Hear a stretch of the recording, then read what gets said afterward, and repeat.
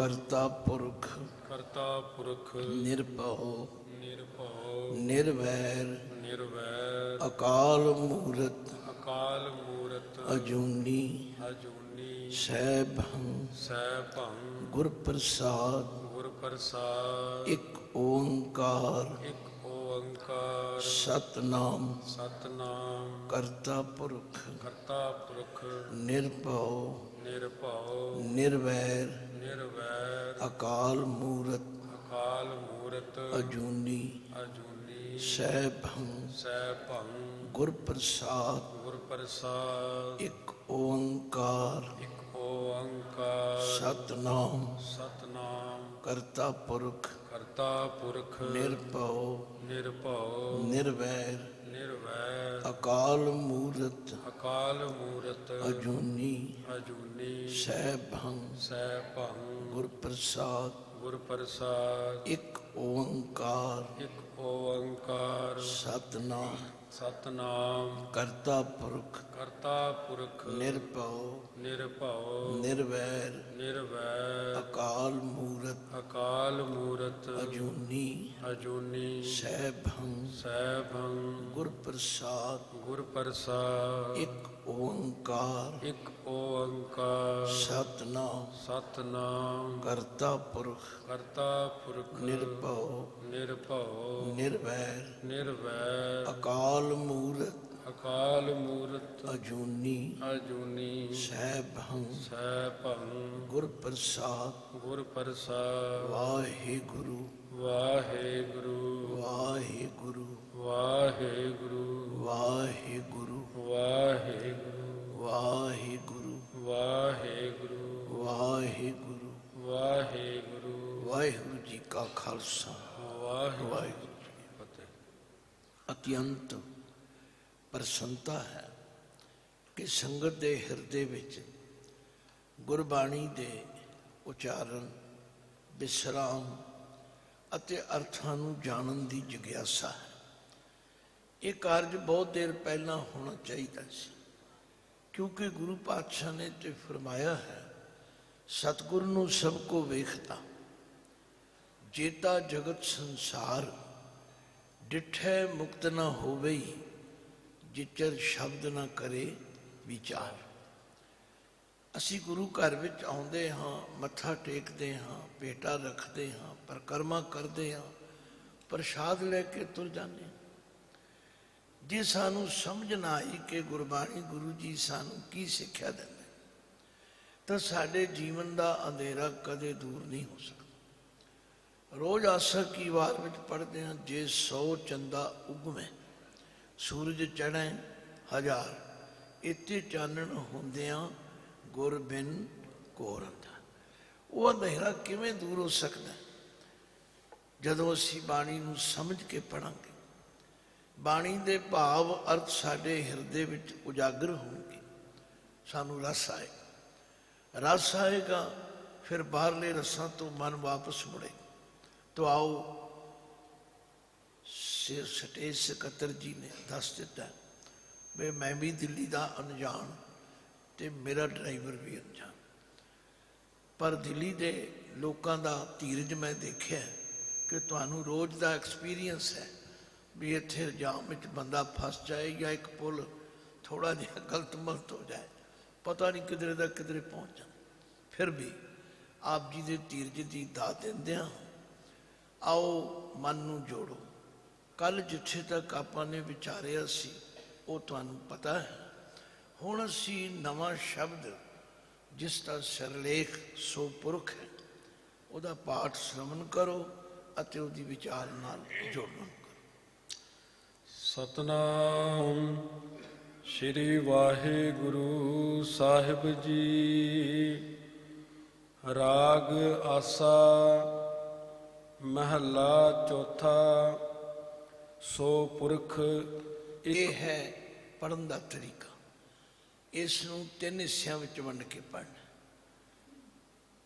ਭਾਈ ਸਾਹਿਬ ਨੇ ਠੀਕ ਰਾਗ ਆਸਾ ਮਹੱਲਾ ਚੌਥਾ ਸੋ ਪੁਰਖ। ਸੋ ਪੁਰਖ ਬਾਣੀ ਦਾ ਸਿਰਲੇਖ ਹੈ ਸ਼ਬਦ। ਕਿਉਂਕਿ ਇਸ ਦੀ ਪਹਿਲੀ ਪੰਕਤੀ ਵਿੱਚ ਸੋ ਪੁਰਖ ਦਾ ਆਇਆ ਜ਼ਿਕਰ। ਇਸ ਲਈ ਇਹਦਾ ਪਾਠ ਕਰਨ ਵੇਲੇ ਇਹਨੂੰ ਮਿਕਸ ਨਹੀਂ ਕਰਨਾ। ਰਾਗ ਆਸਾ ਮਹਿਲਾ ਚੌਥਾ ਸੋ ਪੁਰਖ। ਹੁਣ ਪੜੋ ਜੀ। ਇੱਕ ਓੰਕਾਰ ਸਤਿਗੁਰ ਪ੍ਰਸਾਦ। ਇਹ ਮੰਗਲਾਚਰਨ ਹੈ। ਮੰਗਲਾਚਰਨ ਕਿਸ ਨੂੰ ਕਹਿੰਦੇ ਨੇ? ਜੋ ਆਪਣੇ ਇਸ਼ਟ ਦੀ ਸੋਭਾ ਵਿੱਚ ਉਚਾਰਨ ਕੀਤਾ ਜਾਏ। ਪਰਮਾਤਮਾ ਇੱਕ ਹੈ, ਸਰਵ ਸ਼ਕਤੀਵਾਨ ਹੈ, ਸਰਵ ਵਿਆਪਕ ਹੈ ਅਤੇ ਸਤਿਗੁਰੂ ਦੀ ਕਿਰਪਾ ਦੁਆਰਾ ਉਸ ਦਾ ਗਿਆਨ ਹੁੰਦਾ ਹੈ। ਸੋ ਪੁਰਖ ਨਿਰੰਜਨ, ਹਰ ਪੁਰਖ ਨਿਰੰਜਨ, ਹਰ ਅਗਮਾ ਅਗਮ ਅਪਾਰਾ। ਸੋ ਪੁਰਖ ਨਿਰੰਜਨ। ਸੋ ਦਾ ਮਤਲਬ ਹੈ ਉਹ ਪੁਰਖ ਜੋ ਸਾਰਿਆਂ ਦੇ ਅੰਦਰ ਵਿਆਪਕ ਹੈ, ਜੋ ਪੌਰਸ਼ ਹੈ। ਦੇਖੋ, ਕਿਸੇ ਕਾਰੀਗਰ ਨੇ, ਕਿਸੇ ਮਿਸਤਰੀ ਨੇ ਮਕਾਨ ਬਣਾਇਆ।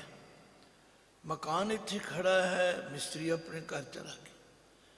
ਪਰ ਜੋ ਮੇਰੇ ਵਾਹਿਗੁਰੂ ਨੇ ਸਾਡਾ ਸਰੀਰ ਜੋ ਕੁਝ ਬਣਾਇਆ ਇਹਦੇ ਵਿੱਚ ਬੈਠਾ ਹੋਇਆ, ਜਿਸ ਦਿਨ ਉਹਦੇ ਵਿੱਚੋਂ ਆਪਣੇ ਆਪ ਨੂੰ ਵੱਖਰਾ ਕਰੇਗਾ ਇਹਦੀ ਬਣਤਰ ਖਤਮ ਹੋ ਜਾਏ। ਇਸ ਲਈ ਉਸ ਨੂੰ ਕਿਹਾ ਸੋ ਪੁਰਖ ਨਿਰੰਜਨ। ਇਹ ਅੱਖਰ ਪਰਮਾਤਮਾ ਦੀ ਬਾਣੀ ਵਿੱਚ ਬਾਰ-ਬਾਰ ਆਉਂਦਾ ਹੈ। ਇਹਦਾ ਉਚਾਰਨ ਵੀ ਠੀਕ ਕਰਨਾ ਹੈ, ਇਹਦੇ ਅਰਥ ਵੀ ਪਤਾ ਹੋਣੇ ਚਾਹੀਦੇ।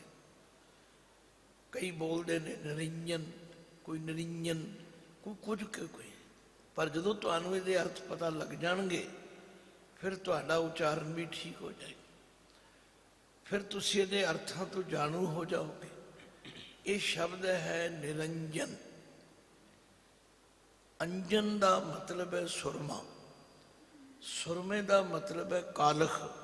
ਕਾਲਖ ਦਾ ਮਤਲਬ ਹੈ ਮਾਇਆ। ਜੋ ਮਾਇਆ ਰੂਪੀ ਕਾਲਖ ਤੋਂ ਨਿਰਲੇਪ ਹੈ ਸੋ ਕਹੀਏ ਨਿਰੰਜਨ। ਗੁਰਦੇਵ ਨੇ ਫਰਮਾਇਆ ਸੋ ਪੁਰਖ ਨਿਰੰਜਨ, ਹਰ ਪੁਰਖ ਨਿਰੰਜਨ। ਉਹ ਅਕਾਲ ਪੁਰਖ ਪਰਮਾਤਮਾ ਸਭ ਵਿੱਚ ਵਿਆਪਕ ਵੀ ਹੈ ਪਰ ਮਾਇਆ ਤੋਂ ਨਿਰਲੇਪ ਹੈ। ਉਹ ਹਰੀ ਮਾਇਆ ਦੀ ਕਾਲਖ ਤੋਂ ਬਚਿਆ ਹੋਇਆ, ਹਰ ਅਗਮਾ ਅਗਮ ਅਪਾਰ। ਕਈ ਪ੍ਰੇਮੀ ਇਸ ਨੂੰ ਅਗੰਮਾ ਪੜ੍ਹਦੇ। ਦੇਖੋ, ਜਿੱਥੇ ਗੁਰਬਾਣੀ ਵਿੱਚ ਗੱਗੇ ਦੇ ਉੱਤੇ ਟਿੱਪੀ ਲੱਗੀ ਹੋਵੇ ਉਹਦਾ ਉਚਾਰਨ ਅਗੰਮ ਕਰਨਾ, ਪਰ ਇੱਥੇ ਟਿੱਪੀ ਨਹੀਂ ਹੈ। ਇਹਦਾ ਉਚਾਰਨ ਅਗਮਾ ਅਗਮ ਅਪਾਰ। ਇਹਦੇ ਅਰਥ ਕੀ ਹਨ? ਐੜੇ ਨੂੰ ਵੱਖਰਾ ਕਰ ਦਿਓ। ਗਮ ਦਾ ਅਰਥ ਹੈ ਗਮਤਾ। ਗਮਤਾ ਦਾ ਅਰਥ ਹੈ ਪਹੁੰਚ। ਜਿਹਦੇ ਤੀਕਰ ਇਹਨਾਂ ਇੰਦਰੀਆਂ ਦੁਆਰਾ ਪਹੁੰਚ ਨਹੀਂ ਹੋ ਸਕਦੀ ਉਸ ਨੂੰ ਕਹਿੰਦੇ ਨੇ ਅਗਮ। ਹਰ ਅਗਮਾ ਅਗਮ ਅਪਾਰਾ। ਅਪਾਰਾ ਦਾ ਮਤਲਬ ਹੈ ਜਿਸ ਦਾ ਪਾਰਲਾ ਪਾਸਾ, ਪਾਰਾਵਾਰ, ਸੀਮਾ, ਹੱਦ, ਲਿਮਟ ਨਹੀਂ ਜਾਣੀ ਜਾ ਸਕਦੀ। ਫਿਰ ਧਿਆਨ ਦਿਓ, ਸੋ ਪੁਰਖ ਨਿਰੰਜਨ, ਹਰ ਪੁਰਖ ਨਿਰੰਜਨ, ਹਰ ਅਗਮਾ ਅਗਮ ਅਪਾਰਾ। ਸਭ ਧਿਆਵਹਿ, ਸਭ ਧਿਆਵਹਿ ਤੁਧ ਜੀ, ਹਰ ਸੱਚੇ ਸਿਰਜਣਹਾਰਾ। ਹੁਣ ਵਾਹਿਗੁਰੂ ਅਕਾਲ ਪੁਰਖ ਨੂੰ ਸੰਬੋਧਨ ਕਰਕੇ ਦੇਖੋ, ਅਸੀਂ ਪਾਠ ਤੇ ਕਰਦੇ ਹਾਂ ਪਰ ਧਿਆਨ ਸਾਡਾ ਕਿਸੇ ਹੋਰ ਪਾਸੇ ਹੁੰਦਾ ਤੇ ਅਸੀਂ ਤੋਤਾ ਰਟਨੀ ਪਾਠ ਕਰਕੇ ਲੰਘ ਜਾਂਦੇ ਹਾਂ, ਇਸ ਲਈ ਰਸ ਨਹੀਂ ਆਉਂਦਾ।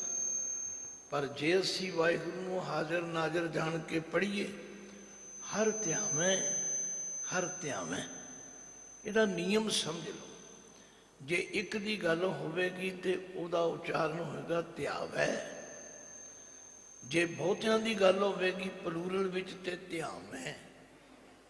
ਧਿਆਵੇਂ ਦੇ ਸਪੈਲਿੰਗ ਹੋਣਗੇ ਧੱਦੇ ਨੂੰ ਤਿਸਿਆਰੀ, ਐੜੇ ਨੂੰ ਆਕਨਾ, ਵੱਬੇ ਨੂੰ ਵੈਦਨਾਮ। ਉਹ ਇੱਕ ਵਾਸਤੇ ਆਏਗਾ ਧਿਆਵੈ। ਪਰ ਇੱਥੇ ਕਿਉਂਕਿ ਬਹੁਤਿਆਂ ਦੀ ਗੱਲ ਹੈ, ਹਰ ਸਭ ਧਿਆਵੇਂ, ਸਭ ਧਿਆਵੇਂ ਤੁਧ ਜੀ।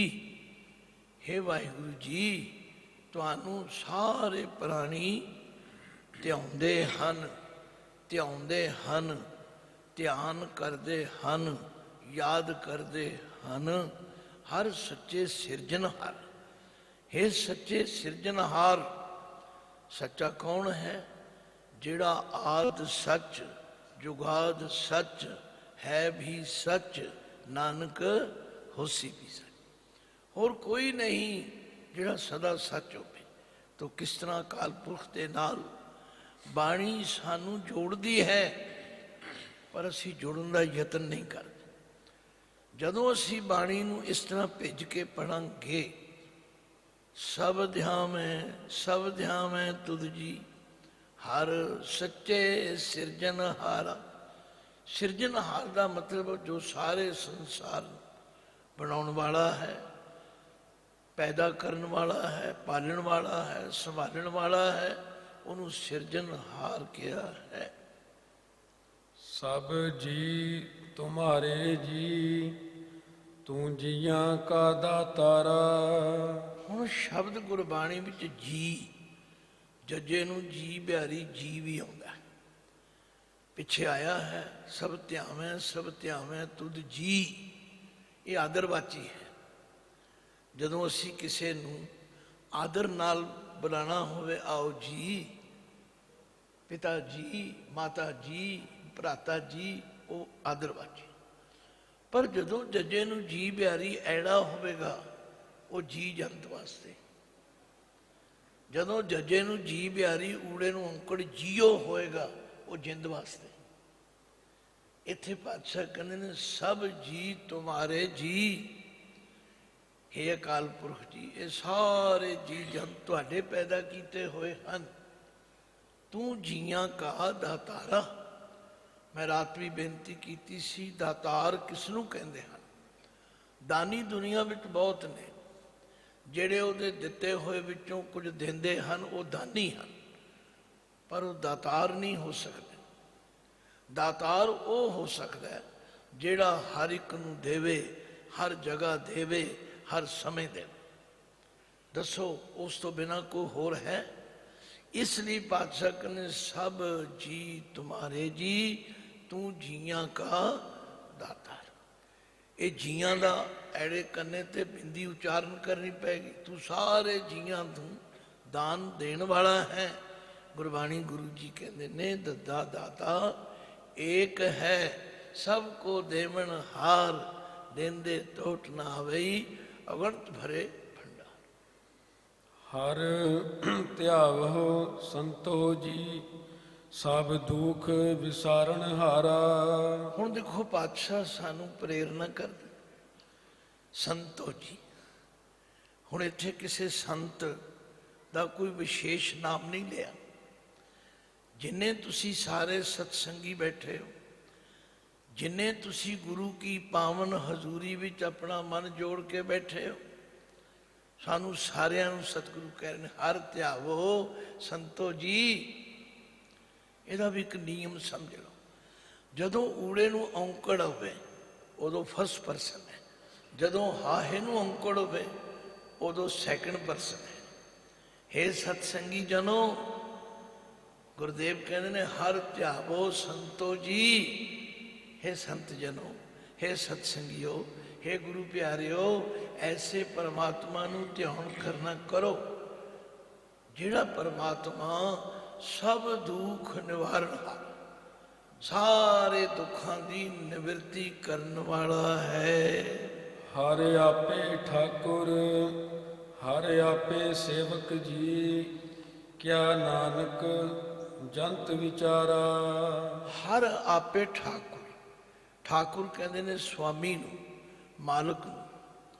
ਉਹ ਹਰੀ ਆਪ ਹੀ ਠਾਕੁਰ ਮਾਲਕ ਹੈ। ਹਰ ਆਪੇ ਸੇਵਕ, ਆਪ ਹੀ ਉਹ ਸੇਵਕ ਹੈ। ਭਾਵ ਸੇਵਕ ਵਿੱਚ ਵੀ ਉਹ ਆਪ ਹੀ ਬੈਠਾ ਹੈ, ਮਾਲਕ ਵੀ ਆਪ ਹੀ। ਸਾਰੀ ਗੁਰਬਾਣੀ ਦਾ ਇਹੋ ਸਿਧਾਂਤ ਹੈ। ਉਹ ਆਪ ਹੀ ਸਾਜੇ, ਆਪੇ ਰੰਗੇ, ਆਪੇ ਨਦਰ ਕਰੇ। ਉਹ ਆਪ ਹੀ ਸਭ ਜੀਵਾਂ ਨੂੰ ਸਾਜਦਾ ਹੈ, ਆਪ ਹੀ ਆਪਣਾ ਰੰਗ ਬਖਸ਼ਦਾ ਹੈ, ਆਪ ਹੀ ਆਪਣੀ ਮਿਹਰਮਤ ਕਰਦਾ। हे ਵਾਹਿਗੁਰੂ, ਹਰ ਆਪੇ ਠਾਕੁਰ, ਹਰ ਆਪੇ ਸੇਵਕ ਜੀ। ਸੇਵਕ ਦੇ ਕੱਕੇ ਨੂੰ ਔਂਕੜ ਹੈ, ਸੇਵਕ ਵਿੱਚ ਵੀ ਆਪ ਹੀ ਹੈ, ਮਾਲਕ ਵੀ ਆਪ ਹੀ ਹੈ। ਕਿਆ ਨਾਨਕ ਜੰਤ ਵਿਚਾਰਾ। ਨਾਨਕ ਜੀ ਫਰਮਾਉਂਦੇ ਨੇ ਇਹ ਜੰਤ, ਇਹ ਜੀਵ ਵਿਚਾਰਾ ਕਿਹੜੇ ਵਕਤ, ਇਹਦੀ ਕੀ ਵੈਲਿਊ ਹੈ। ਇਹ ਸਾਰੀ ਖੇਡ ਤੇ ਉਸ ਪਰਮਾਤਮਾ ਦੀ ਆਪਣੀ ਹੈ। ਤੂੰ ਘਟ ਘਟ ਅੰਤਰ ਸਰਬ ਨਿਰੰਤਰ ਜੀ, ਹਰ ਏਕੋ ਪੁਰਖ ਸਮਾਣਾ। ਇਹ ਅਕਾਲ ਪੁਰਖ ਜੀ ਤੂੰ ਘਟ ਘਟ ਅੰਤਰ। ਘਟ ਕਹਿੰਦੇ ਨੇ ਸਰੀਰ ਨੂੰ, ਘਟ ਕਹਿੰਦੇ ਨੇ ਘੜੇ ਨੂੰ। ਇਹ ਜਿਤਨੇ ਸਰੀਰ ਰੂਪੀ ਘੜੇ ਹਨ ਇਹ ਸਾਰੇ ਤੂੰ ਆਪ ਹੀ ਬਣਾਏ ਨੇ, ਇਹਨਾਂ ਵਿੱਚ ਤੂੰ ਆਪ ਹੀ ਬੈਠਾ। ਜੇ ਕਦੇ ਗੁਰਬਾਣੀ ਨੂੰ ਧਿਆਨ ਨਾਲ ਪੜ੍ਹੀਏ ਤੇ ਪਾਤਸ਼ਾਹ ਸਾਡਾ ਭੁਲੇਖਾ ਦੂਰ ਕਰਦੇ ਹੋਏ ਫਰਮਾਉਂਦੇ ਨੇ, ਭਾਈ ਘਟ ਘਟ ਮੈਂ ਹਰ ਜੂ ਬਸੈ, ਸੰਤਨ ਕਹਿਓ ਪੁਕਾਰ। ਕਈ ਲੋਕ ਸਵਾਲ ਕਰਦੇ ਨੇ ਜੀ ਪਰਮਾਤਮਾ ਇੱਕ ਹੈ ਫਿਰ ਅਨੇਕ ਕਿਵੇਂ ਹੋ ਗਿਆ। ਪੜ੍ਹੋ ਕਦੇ ਬਾਣੀ। ਗੁਰੂ ਅਰਜਨ ਦੇਵ ਪਾਤਸ਼ਾਹ ਨੇ ਫਰਮਾਇਆ, ਜੇ ਤੁਸੀਂ 100 ਘੜਾ ਪਾਣੀ ਦਾ ਭਰ ਕੇ ਰੱਖਦੇ ਹੋ, 1000 ਘੜਾ ਪਾਣੀ ਦਾ ਭਰ ਕੇ ਰੱਖਦੇ ਹੋ, ਜਿਸ ਘੜੇ ਵਿੱਚ ਤੁਸੀਂ ਦੇਖੋਗੇ ਤੁਹਾਨੂੰ ਆਕਾਸ਼ ਨਜ਼ਰ ਆਏਗਾ। ਹੁਣ ਜੇ ਕੋਈ ਪੁੱਛੇ ਆਕਾਸ਼ ਇੱਕ ਹੈ ਕਿ 1000 ਹੈ, ਤੁਸੀਂ ਆਖੋਗੇ ਜੇ ਘੜਿਆਂ ਵਿੱਚ ਵੇਖੋ ਤੇ 1000 ਹੈ, ਜੇ ਘੜਿਆਂ ਤੋਂ ਬਾਹਰ ਵੇਖੋ ਤੇ ਇੱਕ ਹੈ। ਕਿਉਂਕਿ ਮੈਂ ਸੰਥਾ ਕਰਾ ਰਿਹਾ, ਜੇ ਮੈਂ ਕਥਾ ਕਰ ਰਿਹਾ ਹੋਵਾਂ ਫਿਰ ਮੈਂ ਹੋਰ ਕਈ ਪ੍ਰਮਾਣ ਤੁਹਾਨੂੰ ਦੇਵਾਂਗਾ। ਕਿਉਂਕਿ ਗੁਰਬਾਣੀ ਦਾ ਇਹ ਸਿਧਾਂਤ ਹੈ ਕਿ ਉਹ ਪਰਮਾਤਮਾ ਏਕ ਹੈ, ਅਨੇਕ ਹੈ। खेल खेल अखेल खेलन अंत को फिर ये उसकी खेड है। बाजीगर जैसे बाजी पाई, नाना रूप पेख दिखलाई, सांग उतार थम्यो पासारा, तब एको एक अंकार। कमन रूप दिशो बिन सायो, कतः गयो ओ कत्ते आयो, जलते उठे अनक तरंगा, कनक भूखण कीने बहुरंगा।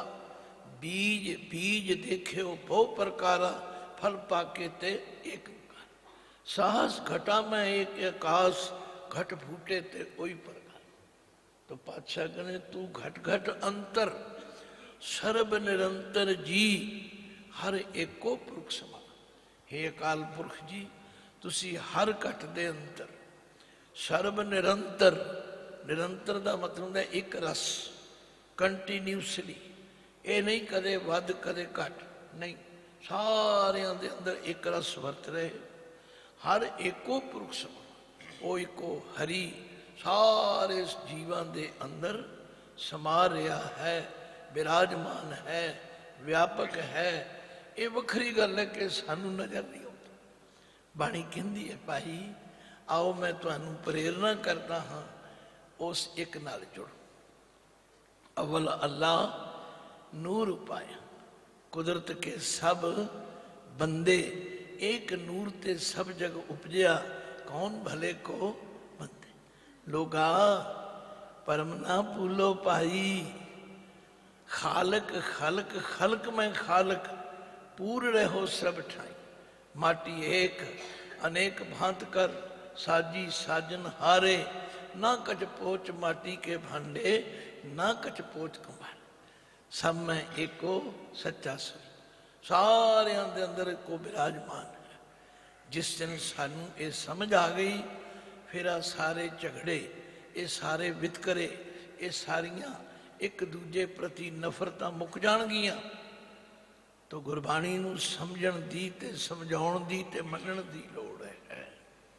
एक दाते एक पेखारी जी, सब तेरे चोज विडाणा।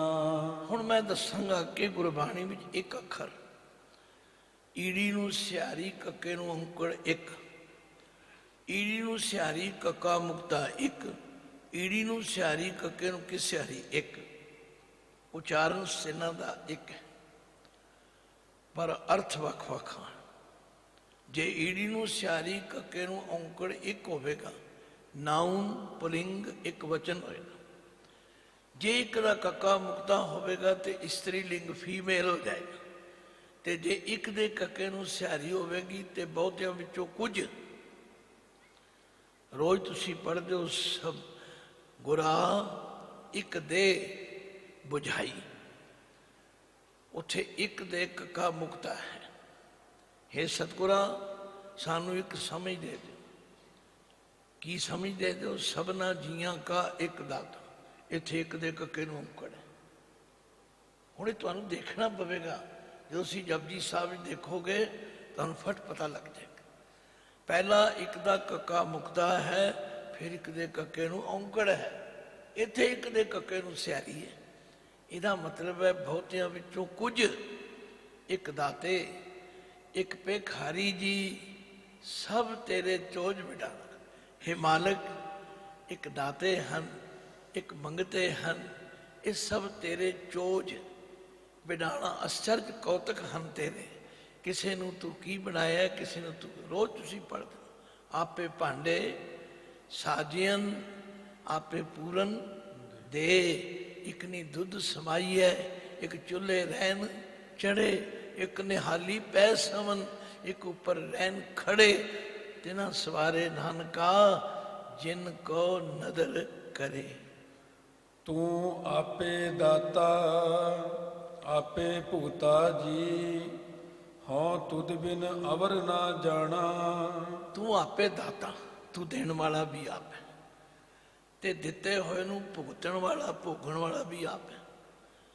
ਯਾਦ ਰੱਖੋ, ਦੇਣ ਵਾਲਿਆਂ ਵਿੱਚ ਵੀ ਉਹ ਵਰਤ ਰਿਹਾ, ਲੈਣ ਵਾਲਿਆਂ ਵਿੱਚ ਵੀ ਆਪ ਵਰਤ ਰਿਹਾ। ਇਹਦਾ ਮਤਲਬ ਦੇਣ ਵਾਲਾ ਦਾਤਾ ਵੀ ਆਪ ਹੈ। ਕਦੇ ਗੁਰੂ ਨਾਨਕ ਪਾਤਸ਼ਾਹ ਦਾ ਇੱਕ ਸ਼ਬਦ ਹੈ, ਉਹਦੇ 'ਚ ਮਹਾਰਾਜ ਫਰਮਾਉਂਦੇ ਨੇ, ਏਕ ਰੂਪ ਸਗਲੋ ਪਾਸਾਰਾ, ਆਪੇ ਬਣਜ ਆਪ ਵਿਵਹਾਰ। ਅਨੇਕ ਰੂਪ ਨਿਰਗੁਣੀ ਕਰੰਗਾ, ਆਪੇ ਜਲ ਆਪ ਹੀ ਤਰੰਗਾ। ਪਰ ਐਸੋ ਗਿਆਨ ਬਿਰਲੋ ਹੀ ਪਾਏ। ਜਤ ਜਤ ਜਾਈਏ ਤਤ ਦ੍ਰਿਸ਼ਟ ਆਏ। आपे मंदिर, आपे देवा, आप पुजारी, आपे सेवा, आपे जोग, आप ही जुगता, नानक के प्रभ सद ही मुक्ता। तो गुरुदेव कहते ने तू आपे दाता, आपे भुगता जी, हों तुद बिन अवर न जा। इनू हों मैं, तुद बिन तेरे तो बिना होर किसे नू नहीं जानदा। तू पार ब्रह्म बेअंत बेअंत जी, तेरे क्या गुण आख बखाना। तू कई बारी मैं देखा कई अनजान बंदे आखणगे रब नूं तू कह दिता।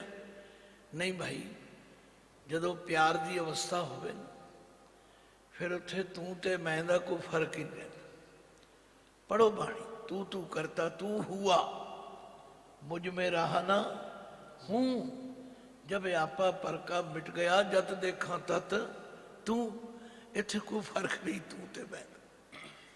जब हम होते तब तू नाही, अब तू ही मैं नाही।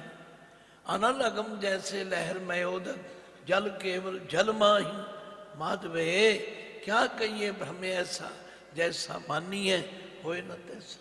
हे वाहिगुरु, तू पार ब्रह्म, ओ ब्रह्म जिसका पारावार नहीं पाया जा सकता। बेअंत बेअंत जी, बेअंत शब्द तुसी कदों वरतदे हो? जदों किसी चीज़ की गिणती ना की जा सके, मिणती ना की जा सके, तोलिया ना जा सके, फिर तुसी की कहते हो? बेअंत। रोज गुरबाणी भी तुसी पढ़ते हो, अंत न सिफती कहना, अंत अंत न करना, देना अंत, अंत न वेखण, सुनना अंत, अंत न जापे, क्या मन मंत्र, अंत न जापे, कीता आकार, अंत न जापे, पारावार। अंत कारण केते बिल नाहे, ताके अंत न पाए जाए। तू पार ब्रह्म बेअंत बेअंत जी, तेरे क्या गुण आख वखां।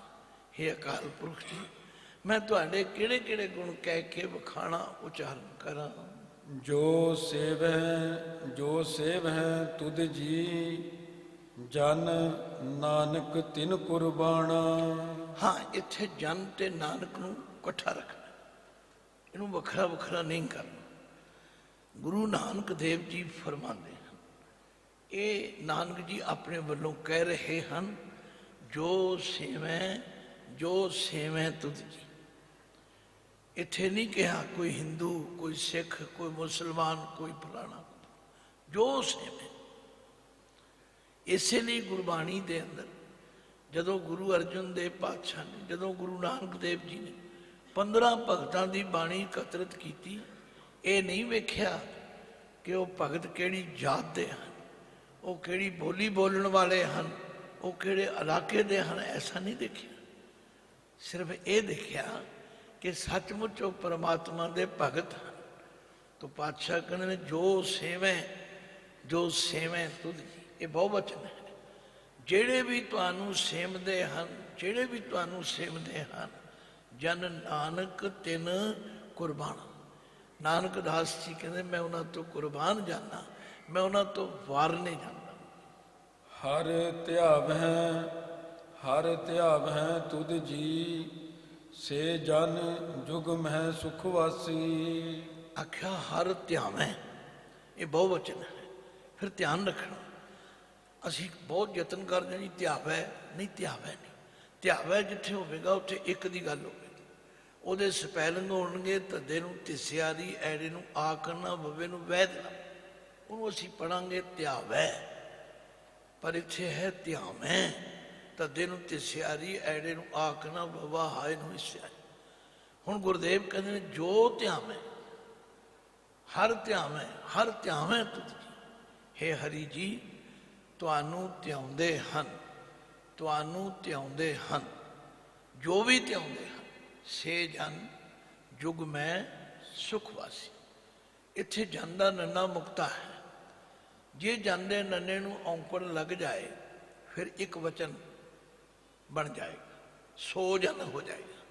ਇੱਥੇ ਹੈ ਸੇ ਜਨ, ਉਹ ਜਨ ਜਗਤ ਵਿੱਚ, ਜੀਵਨ ਵਿੱਚ ਸੁਖ ਵਾਸੀ, ਸੁਖੀ ਵਸਦੇ ਹਨ। ਕੌਣ? ਜਿਹੜੇ ਤੁਹਾਨੂੰ ਧਿਆਉਂਦੇ ਹਨ। ਫਿਰ ਧਿਆਨ ਦਿਓ। ਹਰ ਧਿਆਵੈ ਤੁਧ ਜੀ, ਸੇ ਜਨ ਜੁਗ ਮੈਂ ਸੁਖ ਵਾਸੀ। ਜੁਗ ਦਾ ਮਤਲਬ ਇਸ ਜਨਮ ਵਿੱਚ, ਇਸ ਜੀਵਨ ਵਿੱਚ ਉਹ ਸਦਾ ਸੁਖੀ ਵਸਦੇ ਹਨ। ਸੇ ਮੁਕਤ ਭਏ, ਜਿਨ ਹਰ ਧਿਆਇਆ ਜੀ, ਤਿਨ ਟੂਟੀ ਜਮ ਕੀ ਫਾਸੀ। ਸੇ ਮੁਕਤ, ਇਹ ਜਿਹੜਾ ਮੁਕਤ ਸ਼ਬਦ ਹੈ, ਇਹ ਸੰਸਕ੍ਰਿਤ ਦਾ ਹੈ, ਜਿਹਦਾ ਅਰਥ ਹੈ ਆਜ਼ਾਦ ਹੋ ਜਾਣਾ, ਬੰਧਨਾਂ ਤੋਂ ਰਹਿਤ ਹੋ ਜਾਣਾ। ਜਿਵੇਂ ਦੇਖੋ, ਕੋਈ ਵਿਅਕਤੀ ਕਿਸੇ ਕਰਮ ਕਰਕੇ ਜੇਲ੍ਹ ਵਿੱਚ ਕੈਦ ਹੋ ਜਾਂਦਾ ਹੈ, ਅਸੀਂ ਕਹਿੰਦੇ ਉਹ ਬੰਦੀ ਖਾਨੇ ਵਿੱਚ ਪੈ ਗਿਆ, ਉਹ ਬੰਦੀ ਵਿੱਚ ਪੈ ਗਿਆ। ਪਰ ਜਿਸ ਦਿਨ ਉਹ ਜੇਲ੍ਹ ਖਾਨੇ ਤੋਂ ਬਾਹਰ ਹੁੰਦਾ ਹੈ, ਅਸੀਂ ਕਹਿੰਦੇ ਮੁਕਤ ਹੋ ਗਏ। ਮਹਾਰਾਜ ਕਹਿੰਦੇ ਨੇ, ਹੇ ਅਕਾਲ ਪੁਰਖ, ਜਿਹੜੇ ਤੇਰਾ ਸਿਮਰਨ ਕਰਦੇ ਹਨ, ਉਹ ਮਾਇਆ ਦੇ ਬੰਧਨਾਂ ਤੋਂ, ਉਹ ਵਿਕਾਰਾਂ ਦੇ ਬੰਧਨਾਂ ਤੋਂ, ਉਹ ਮੈਂ ਮੇਰੀ ਦੇ ਬੰਧਨਾਂ ਤੋਂ ਮੁਕਤ ਹੋ ਜਾਂਦੇ ਹਨ। ਸੇ ਮੁਕਤ ਭਏ। ਭਾਈ ਸਾਹਿਬ ਨੇ ਠੀਕ ਵਿਸਰਾਮਤਾ, ਸੇ ਮੁਕਤ ਭਏ। ਉਹ ਮੁਕਤ ਹੋ ਗਏ। ਕੌਣ? ਜਿਨ ਹਰ ਧਿਆਇਆ। ਜਿਨ੍ਹਾਂ ਨੇ ਉਸ ਹਰੀ ਨੂੰ ਧਿਆਇਆ, ਉਹਨੂੰ ਹਾਜ਼ਰ ਨਾਜ਼ਰ ਸਮਝਿਆ, ਜਿਸ ਨੂੰ ਸਦਾ ਆਪਣੀ ਸਾਹਮਣੇ ਕਿ ਹਾਜ਼ਰ ਹਜ਼ੂਰ ਹੈ, ਕਿ ਜ਼ਾਹਰ ਜ਼ਹੂਰ। ਹੁਣ ਸਾਡੀ ਬਦਕਿਸਮਤੀ ਕੀ ਹੈ? ਅਸੀਂ ਇਹਨੇ ਗੁਰਦੁਆਰੇ ਬਹਿ ਕੇ ਝੂਠ ਨਾ ਬੋਲੋ। ਇਹਦਾ ਦੂਜਾ ਅਰਥ ਕੀ ਨਿਕਲੇਗਾ? ਬਾਹਰ ਜਾ ਕੇ ਬੋਲ ਲਓ। ਨਹੀਂ, ਜਿਹੜਾ ਇੱਥੇ ਹੈ ਉੱਥੇ ਵੀ ਹੈ। ਜਿਸ ਤੋਂ ਇੱਥੇ ਡਰ ਹੈ, ਉੱਥੋਂ ਬਾਹਰ ਵੀ ਡਰ ਹੈ।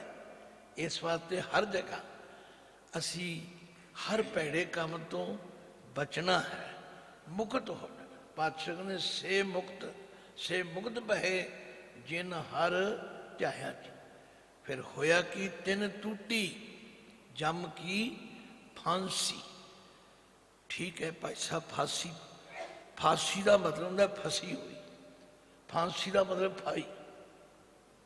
ਤਿੰਨ ਟੂਟੀ ਜਮ ਕੀ ਫਾਂਸੀ, ਉਹਨਾਂ ਦੇ ਗਲੋਂ ਜਮਾਂ ਦੀ ਫਾਹੀ ਟੁੱਟ ਗਈ, ਕੱਟੀ ਗਈ, ਖਤਮ ਹੋ ਗਈ। ਜਿਨ ਨਿਰਭਉ ਜਿਨ ਹਰ ਨਿਰਭਉ ਧਿਆਇਆ ਜੀ ਤਿਨ ਕਾ ਭਉ ਸਭ ਗਵਾਸੀ। ਜਿਨ੍ਹਾਂ ਨੇ, ਦੇਖੋ ਮੈਂ ਕੋਈ ਆਪਣੇ ਕੋਲੋਂ ਅਰਥ ਨਹੀਂ ਕਰਾਂਗਾ, ਜਿਨ ਇਹਦਾ ਮਤਲਬ ਜਿਸਨੇ ਵੀ।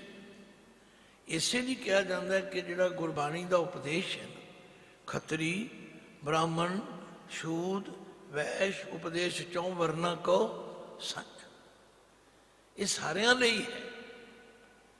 ਜਿਨ੍ਹਾਂ ਨੇ ਵੀ ਐਸੇ ਨਿਰਭਉ ਪਰਮਾਤਮਾ ਨੂੰ, ਜੋ ਨਿਰਭਉ ਕਿਸੇ ਦੇ ਡਰ ਥੱਲੇ ਨਹੀਂ, ਇਹ ਉਹਦੇ ਵਿਸ਼ੇਸ਼ ਗੁਣਾਂ ਵਿੱਚੋਂ ਇੱਕ ਗੁਣ ਹੈ ਕਿ ਉਹ ਨਿਰਭਉ ਹੈ। ਗੁਰੂ ਅਰਜਨ ਦੇਵ ਪਾਤਸ਼ਾਹ ਕਹਿੰਦੇ ਨੇ, ਨਿਰਭਉ ਜਪੈ ਸਗਲ ਭਉ ਮਿਟੈ, ਪ੍ਰਭ ਕਿਰਪਾ ਤੇ ਪ੍ਰਾਣੀ ਛੁਟੈ। ਜਿਨ ਨਿਰਭਉ ਜਿਨ ਹਰ ਨਿਰਭਉ ਧਿਆਇਆ ਜੀ ਤਿਨ ਕਾ ਭਉ ਸਭ ਗਵਾਸੀ। ਉਹਦਾ ਸਿਮਰਨ, ਉਹਦੀ ਯਾਦ ਉਹਨਾਂ ਦਾ ਹਰ ਤਰ੍ਹਾਂ ਦਾ ਭਉ ਡਰ ਦੂਰ ਕਰ ਦੇਗੀ। ਜਿਨ ਸੇਵਿਆ ਮੇਰਾ ਹਰ ਜੀ ਤੇ ਹਰ ਹਰ ਰੂਪ ਸਮਾਸੀ। ਜਿਨ ਸੇਵਿਆ, ਜਿਨ੍ਹਾਂ ਨੇ ਵੀ ਸੇਵਿਆ, ਜਿਨ੍ਹਾਂ ਨੇ ਵੀ ਸੇਵਿਆ ਮੇਰਾ ਹਰ ਜੀ, ਮੇਰੇ ਉਸ ਵਾਹਿਗੁਰੂ ਨੂੰ। ਸੇਵਣਾ ਕੀ ਹੈ? ਉਹਦੀ ਬਣਾਈ ਹੋਈ ਸ੍ਰਿਸ਼ਟੀ ਦੇ ਜੀਵਾਂ ਨਾਲ ਪਿਆਰ ਕਰਨਾ, ਉਹਨਾਂ ਦਾ ਦਿਲ ਨਾ ਦੁਖਾਉਣਾ, ਉਹਨਾਂ ਨਾਲ ਧੱਕਾ ਨਾ ਕਰਨਾ, ਉਹਨਾਂ ਨਾਲ ਬੇਇਨਸਾਫੀ ਨਾ ਕਰਨਾ, ਇਹ ਉਹਦੀ ਸੇਵਾ। ਅੱਜ ਅਸੀਂ ਭਾਈ ਕਨਈਆ ਜੀ ਨੂੰ ਕਿਉਂ ਯਾਦ ਕਰਦੇ ਹਾਂ? ਕਿਉਂ ਉਹਨਾਂ ਦੀ ਕੀਤੀ ਹੋਈ ਸੇਵਾ ਦੀ ਉਸਤਤੀ ਕਰਦੇ ਨਹੀਂ ਥੱਕਦੇ? ਉਹਨਾਂ ਨੇ ਸੱਚਮੁੱਚ, ਸਾਖੀ ਤੁਹਾਨੂੰ ਸਾਰੀ ਆਉਂਦੀ ਹੈ, ਜਦੋਂ ਵਰਦੀਆਂ ਗੋਲੀਆਂ ਵਿੱਚ ਚਲਦੇ ਤੀਰਾਂ ਵਿੱਚ ਉਹ ਪਾਣੀ ਪਿਲਾ ਰਹੇ ਨੇ, ਉਹ ਕੋਈ ਵਿਤਕਰਾ ਨਹੀਂ ਕਰ ਰਹੇ। ਸ਼ਿਕਾਇਤ ਵੀ ਹੋ ਗਈ, ਕਲਗੀਆਂ ਵਾਲੇ ਪਾਤਸ਼ਾਹ ਨੇ ਬੁਲਾ ਲਿਆ, ਕਿਉਂ ਭਾਈ ਕਨਈਆ ਜੀ ਤੁਹਾਡੀ ਸ਼ਿਕਾਇਤ ਹੈ, ਤੁਸੀਂ ਦੁਸ਼ਮਣਾਂ ਨੂੰ ਪਾਣੀ ਪਿਲਾਉਂਦੇ ਹੋ? ਨਹੀਂ ਸੱਚੇ ਪਾਤਸ਼ਾਹ, ਮੈਂ ਤਾਂ ਜਿੱਥੇ ਵੀ ਪਾਣੀ ਪਾਇਆ ਤੁਹਾਡੇ ਮੂੰਹ ਵਿੱਚ ਪਾਇਆ। ਹੁਣ ਇਸ ਤੋਂ ਵੱਧ ਹੋਰ ਪ੍ਰਮਾਣ ਕੀ ਹੋ ਸਕਦਾ?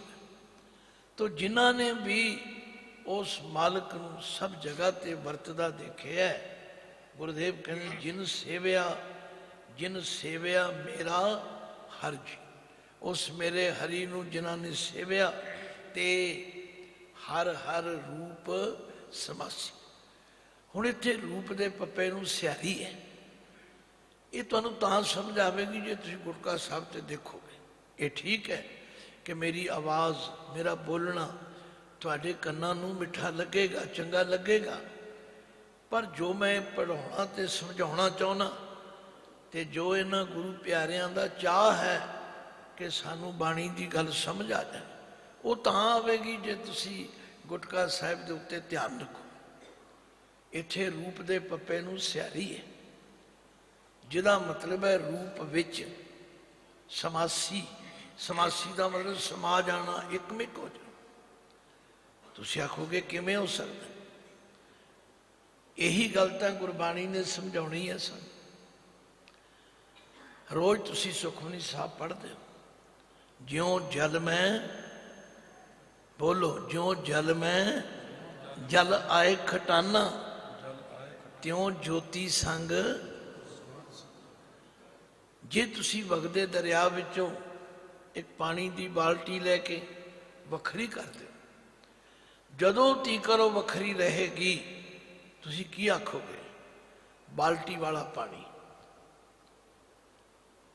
ਪਰ ਜੇ ਉਸ ਬਾਲਟੀ ਨੂੰ ਫਿਰ ਦਰਿਆ ਵਿੱਚ ਪਾ ਦਿਓ, ਫਿਰ ਕੀ ਕਹੋਗੇ? ਦਰਿਆ ਵਾਲਾ ਪਾਣੀ। ਹੁਣ ਉਸ ਦਰਿਆ ਵਿੱਚੋਂ ਬਾਲਟੀ ਵੱਖਰੀ ਨਹੀਂ ਹੋ ਸਕਦੀ। ਭਗਤ ਜੀ ਕਹਿੰਦੇ ਨੇ, ਜਦੋਂ ਤੀਕਰ ਮੈਂ ਵੱਖਰਾ ਸੀ, ਤੂੰ ਵੱਖਰਾ ਸੀ, ਉਦੋਂ ਤੀਕਰ ਮੈਂ ਭਟਕ ਰਿਹਾ ਸੀ। ਜਬ ਹਮ ਹੋਤੇ ਤਬ ਤੂੰ ਨਹੀਂ, अब तू ही मैं नहीं। अनल अगम जैसे लहर में उदक, जल केवल जल माही। माधवे क्या कहिए भ्रम ऐसा, जैसा मानीए होए न तैसा। गल खोलण वास्ते कई बारी विस्तार करना पैंदा है, पर अर्थां दे नाल संबंधित रह के तुरन लई संकोच भी करना पैंदा है। गल की महाराज कहते ने, जेड़े मन करके वचन करके कर्म करके उस परमात्मा नूं याद करते हैं, वो याद करते करते ਉਹਦਾ रूप हो जाते, ਉਹਦੇ ਨਾਲ ਇਕਮਿਕ ਹੋ ਜਾਂਦੇ ਹਨ। ਉਹਨਾਂ ਵਿੱਚ ਕੋਈ ਫਰਕ ਨਹੀਂ ਰਹਿੰਦਾ। ਅੱਜ ਸਵੇਰੇ ਵੀ ਦਾਸ ਬੰਗਲਾ ਸਾਹਿਬ ਤੋਂ ਲੜੀਵਾਰ ਸ਼ਬਦ ਦੀ ਵਿਚਾਰ ਕਰ ਰਿਹਾ ਸੀ, ਤੇ ਕਬੀਰ ਜੀ ਨੇ ਕਿਹਾ, ਜਬ ਲਗ ਮੇਰੀ ਮੇਰੀ ਕਰੈ ਤਬ ਲਗ ਕਾਜ ਏਕ ਨਹੀਂ ਸਰੈ।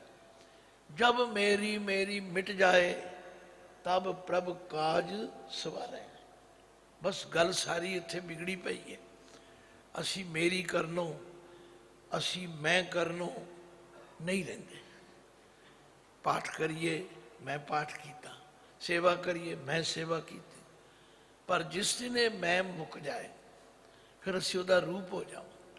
गुरबाणी कह रही है, भाई जिन हर सेविया, जिन हर सेविया मेरा हथी ते, इनू ते नू थोड़ा लमका देना, ते ओ प्राणी हर हर रूप समासी। वो हरि दे रूप विच समा जाते, एकमिक हो जाते। से धन जिन हर ध्याया जी, जन नानक तिन बल जासी। मैं रात भी बेनती की सी, धन अखर गुरबाणी में 3 रूपों में आउंदा। तदा नन्ने नू औंकड़ धन, तदा नन्ना मुक्ता धन, तदे नू ढंग टिप्पी नन्ने नू औंकड़ धन। उचारण लगभग इको जिहा, पर अर्थ तिन्हां दे वख वख हन। जिथे तदा नन्ने नू औंकड़ है वह धन दौलत वास्ते, जिथे तदा नन्ना मुक्ता है वह धन इस्त्री वास्ते है। धन फिर ये ना आखीयन बहन इकट्ठे होए, ते जिथे धन दे तदे नूं टिप्पी लग जाए उथे धन धन। असीं ना धन धन धन जन आया, जिस प्रसाद सब जगत राया। तो गुरुदेव कहते हैं, से धन जिन हर ध्याया जी, जिन्हां ने इस मनुखा जन्म विच हरि नूं ध्याया है। जन नानक, इत्थे जन दे नन्ने नूं भी औंकड़ है, नानक दे कके नूं भी औंकड़। ये नानक जी अपने लिए कहते, जन नानक तिन बल जासी। मैं उन्हां तो बलिहार बलिहार बलिहार जांदा हाँ। तेरी भगत भंडार जी, परे बेअंत बेअंता। ध्यान देना, मैं रात भी दस्या सी, भगत जे भब्बा गग्गा तत्ते नूं औंकड़ भगत होवे, सिंगुलर एक भगत की गल है। जे भगत का तत्ता मुक्ता हो जाए, प्लूरल बहुवचन, उचारण भगत ही रहेगा। जे भगत के तत्ते नूं सियारी लग जाए, उचारण भगत रहेगा, पर अर्थ भगती बन जाए। हुण इत्थे महाराज कहते ने, तेरी भगत हे अकाल पुरख जी, जिहड़ी तुहाडी भगती है, तेरी भगत भंडार जी, तेरी भगती दे भंडार भरे बेअंत बेअंत। शब्द ही कोई है, बेअंत बेअंता, पर उसका रूप भी बदल गया। बेअंत बब्बे नूं सियारी, ऐडे नूं अंग टिप्पी, तत्ते नूं धाक, बेअंत बेअंता, बब्बे नूं बेलावां, ऐडे नूं अंग टिप्पी, तत्ते नूं धाक। अर्थां में कोई फर्क नहीं। यह है कविता का तोल। इनू पढ़ना बेअंत बेअंता। तेरी भगत भंडार जी, परे बेअंत बेअंता। तेरे भगत सलाहन तुद जी, हर अनेक अनेक अनंता। देखो साध संगत जितना ज्ञान है ये लगा मात्रा का, ये मैं अपने कोलों नहीं कुछ कह रहा, तुहाडे सामने ही है। गुरबाणी गुरु जी विचों सेध लैके कह रहे, क्योंकि दास बहुत छोटी उम्र तो गुरु ने मैनू सेवा विच लाया। ਆਪਣੇ ਜੀਵਨ ਵਿੱਚ 45 ਪਾਠ ਬੋਧ ਸਮਾਗਮ ਕੀਤੇ ਨੇ। ਪਾਠ ਬੋਧ ਸਮਾਗਮ ਕੀ ਹੁੰਦਾ? ਇੱਕ ਓੰਕਾਰ ਤੋਂ ਲੈ ਕੇ 18, 10, 20 ਤੱਕ ਸਾਰੀ ਗੁਰਬਾਣੀ ਦਾ ਪਾਠ ਪੜ੍ਹਨਾ, ਵਿਚਾਰਨਾ, ਉਹਦੇ ਨਾਲ ਇਹ ਸਾਰੀਆਂ ਚੀਜ਼ਾਂ ਸਮਝ ਆ ਗਈਆਂ। ਮਹਾਰਾਜ ਕਹਿ ਰਹੇ ਨੇ ਤੇਰੇ ਭਗਤ, ਹੁਣ ਇੱਥੇ ਭਗਤ ਦਾ ਤੱਤਾ ਮੁਕਤਾ ਹੈ ਤੇ ਨਾਲ ਤੇਰੇ ਆ ਗਿਆ। ਹੇ ਅਕਾਲ ਪੁਰਖ ਜੀ, ਜੋ ਤੇਰੇ ਭਗਤ ਹਨ, ਜੋ ਤੇਰੇ ਭਗਤ ਹਨ, ਸਲਾਹਨ ਤੁਧ ਜੀ। ਉਹਨਾਂ ਦੀ ਇਹ ਬਿਰਤੀ ਨਹੀਂ ਕਿ ਗੰਗਾ ਗਏ ਤੇ ਗੰਗਾ ਰਾਮ, ਜਮਨਾ ਗਏ ਤੇ ਜਮਨਾ ਦਾਸ। ਨਹੀਂ ਨਹੀਂ, ਉਹ ਇੱਕ ਅਕਾਲ ਪੁਰਖ ਤੋਂ ਬਿਨਾਂ ਹੋਰ ਕਿਸੇ ਨੂੰ ਨਹੀਂ ਮੰਨਦਾ। ਤੇਰੇ ਭਗਤ, ਤੇਰੇ ਭਗਤ ਸਲਾਹਨ ਤੁਧ ਜੀ। ਉੱਠਦਿਆਂ, ਬਹਿੰਦਿਆਂ, ਤੁਰਦਿਆਂ, ਫਿਰਦਿਆਂ ਹਰ ਵੇਲੇ ਤੇਰੀ ਸਿਫਤ ਸਲਾਹ ਕਰਦੇ। ਫਿਰ ਹਰ ਅਨਿਕ ਅਨੇਕ ਅਨੰਤ, ਕੀ ਕਹਿੰਦੇ ਹਨ? ਉਹ ਹਰੀ ਅਨਿਕ ਹੈ, ਬੇਅੰਤ ਹੈ, ਬੇਅੰਤ ਹੈ, ਔਰ ਇਤਨਾ ਬੇਅੰਤ ਹੈ ਕਿ ਅਨੰਤ ਹੈ, ਉਹਦਾ ਅੰਤ ਪਾਇਆ ਹੀ ਨਹੀਂ ਜਾ ਸਕਦਾ। ਇਸੇ ਲਈ ਅਸੀਂ ਰੋਜ਼ ਗੁਰੂ ਕੇ ਚਰਨਾਂ ਵਿੱਚ ਅਰਦਾਸ ਕਰਦੇ ਹਾਂ, ਤੁਮਰੀ ਗਤ ਮਿਤ ਤੁਮ ਹੀ ਜਾਨੀ, ਨਾਨਕ ਦਾਸ ਸਦਾ ਕੁਰਬਾਨੀ। ਕੋਈ ਦਾਵਾ ਨਾ ਕਰੇ ਕਿ ਅਸੀਂ ਤੇਰਾ ਅੰਤ ਪਾ ਸਕਦੇ ਹਾਂ। ਨਹੀਂ ਨਹੀਂ, ਵਾਹਿਗੁਰੂ ਤੂੰ ਬੇਅੰਤ ਹੈ। ਹਾਂ, ਜਿਸ ਨੂੰ ਤੂੰ ਜਾਣਾਏ ਸੋਈ ਜਨ ਜਾਣੈ। ਫਿਰ ਉਹਦੀ ਪਛਾਣ ਕੀ ਹੈ? ਹਰ ਗੁਣ ਸਦ ਹੀ ਆਖ ਬਖਾਨੇ। ਤੇ ਜਿਨ ਹਰ ਸੇਵਿਆ ਤਿਨ ਸੁਖ ਪਾਇਆ, ਸਹਿਜੇ ਹੀ ਹਰ ਨਾਮ ਸਮਾਏ। ਤੇਰੇ ਭਗਤ, ਤੇਰੇ ਭਗਤ ਸਲਾਹਨ ਤੁਧ ਜੀ, ਹਰ ਅਨਿਕ ਅਨੇਕ ਅਨੰਤ। ਚਲਿਏ। ਤੇਰੀ ਅਨਿਕ ਕਰੈ ਹਰ ਪੂਜਾ ਜੀ, ਤਪ ਤਪ ਹੈ ਜਪੈ ਬੇਅੰਤਾ। ਹੁਣ ਪਾਤਸ਼ਾਹ ਕਹਿੰਦੇ ਨੇ ਤੇਰੀ ਪੂਜਾ, ਤੇਰਾ ਸਿਮਰਨ ਕੋਈ ਇੱਕ ਨਹੀਂ ਕਰਦਾ, ਅਨੇਕ। ਇੱਕ ਤੋਂ ਵੱਧ ਜਦੋਂ ਹੋ ਜਾਏ, ਗਿਣਤੀ ਤੋਂ ਬਾਹਰ ਜਦੋਂ ਹੋ ਜਾਏ, ਫਿਰ ਅਸੀਂ ਅਨੇਕ ਤੇ ਅਨੇਕ ਸ਼ਬਦ ਵਰਤਦੇ। ਤੇਰੀ ਅਨੇਕ ਕਰੇ ਹਰ ਪੂਜਾ ਜੀ। ਹੇ ਹਰੀ ਜੀ, ਤੁਹਾਡੀ ਪੂਜਾ ਕਰਨ ਵਾਲਿਆਂ ਦੀ ਕੋਈ ਗਿਣਤੀ ਨਹੀਂ। ਗੁਰਬਾਣੀ ਦਾ ਤੇ ਸਿਧਾਂਤ ਹੈ, ਕੋਈ ਬੋਲੇ ਰਾਮ ਰਾਮ, ਕੋਈ ਖੁਦਾਏ, ਕੋਈ ਸੇਵੈ ਗੁਸਈਆਂ, ਕੋਈ ਅੱਲਾ ਹੈ। ਕਿਸੇ ਤੋਂ ਨਫ਼ਰਤ ਨਹੀਂ। ਕੋਈ ਰਾਮ ਰਾਮ ਕਹੇ, ਕੋਈ ਗੁਸਈਆਂ ਕਹੇ, ਕੋਈ ਅੱਲਾ ਕਹੇ, ਕੋਈ ਮੌਲਾ ਕਹੇ, ਕੋਈ ਠਾकुर ਕਹੇ, ਕੋਈ ਬਨਵਾਰੀ ਕਹੇ, ਕੋਈ ਗੋਬਿੰਦ ਕਹੇ, ਕੋਈ ਗੋਪਾਲ ਕਹੇ। ਜੋ ਵੀ ਕੋਈ ਕਹਿ ਰਿਹਾ ਹੈ ਆਪਣੀ ਭਾਵਨਾ ਨਾਲ ਠੀਕ ਕਹਿ ਰਿਹਾ। ਇਸੇ ਲਈ ਕਲਗੀਆਂ ਵਾਲੇ ਪਾਤਸ਼ਾਹ ਨੇ ਕਿਹਾ, ਸਾਚ ਕਹੋ ਸੁਣ ਲਿਓ ਸਭੈ, ਜਿਨ ਪ੍ਰੇਮ ਕੀਓ ਤਿਨ ਹੀ ਪ੍ਰਭ ਪਾਏ। ਜਿਨ੍ਹਾਂ ਨੇ ਸੱਚੇ ਮਨੋਂ ਤੈਨੂੰ ਯਾਦ ਕੀਤਾ ਹੈ, ਤੋ ਤੇਰੀ ਅਨਿਕ ਕਰੇ ਹਰ ਪੂਜਾ ਜੀ, ਤਪ ਤਾਪੈ ਜਪੈ ਬੇਅੰਤ। ਉਹ ਤੇਰਾ ਤਪ ਤਾਪਦੇ ਹਨ। ਤਪ ਤਾਪਣਾ ਕੀ ਹੁੰਦਾ?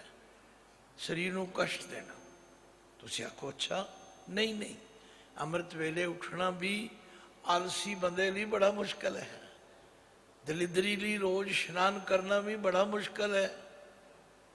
ਪਰ ਜਿਨ੍ਹਾਂ ਦੇ ਅੰਦਰ ਫਿਰ ਚਾਹ ਜਾਗ ਪੈਂਦਾ ਹੈ, ਉਹ ਅੰਮ੍ਰਿਤ ਵੇਲੇ ਵੀ ਉੱਠਦੇ ਹਨ। ਉਹਨਾਂ ਦੀ ਅਵਸਥਾ ਗੁਰੂ ਅਮਰਦਾਸ ਜੀ ਨੇ ਫਰਮਾਈ ਹੈ, ਸੌਂਦੇ ਵਾਹ ਵਾਹ ਉਚਰੈ, ਸੌਂਦੇ ਵਾਹ ਵਾਹ ਉਚਰੈ।